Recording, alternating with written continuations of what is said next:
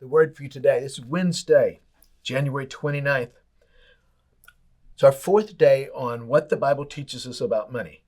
Our scripture passage is Deuteronomy 16:17. It says, each of you must bring a gift in proportion to the way the Lord your God has blessed you.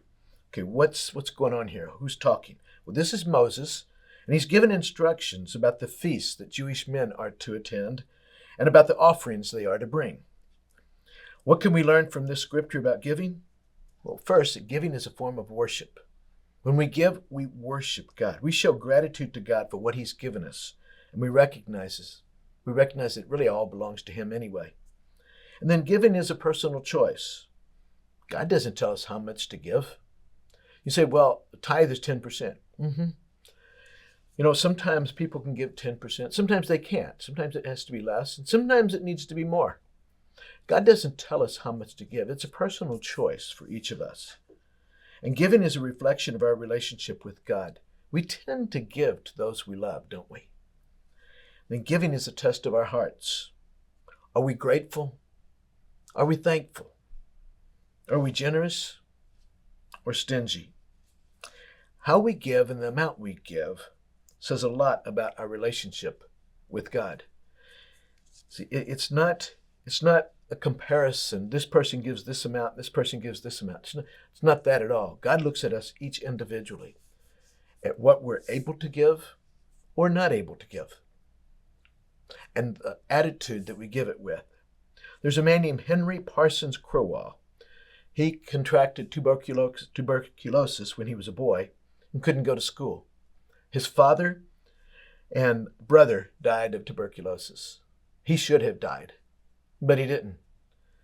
Henry prayed to God and said, God, if you will spare me, I will spend the rest of my life raising vast amounts of money for your kingdom. That sound a little suspect?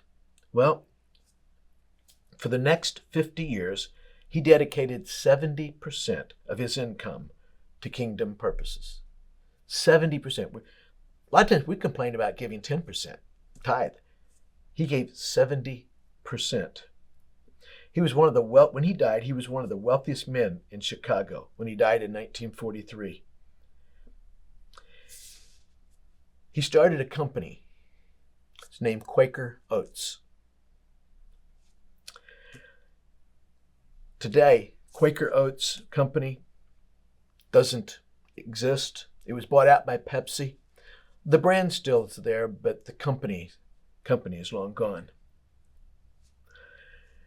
There are a number of businessmen who attribute their relationship with Jesus Christ as watching the integrity of Henry Crowell and how he handled his life, how he handled his money, and the faithfulness that he had to God. Let me ask you, if people looked at us and how we handle our money and our faithfulness to God, would that be a good witness or not so good witness to them? Henry Parsons Crowell asked God to give him life so that he could serve him. Boy, he did. You say, well, I'm not going to be able to give millions to God. No, but what can we give to God? It's not about the amount. It's about the heart. It's about us doing what God enables us to do. And there's a lot of peace and comfort in that. Besides, we're not taking it with us anyway.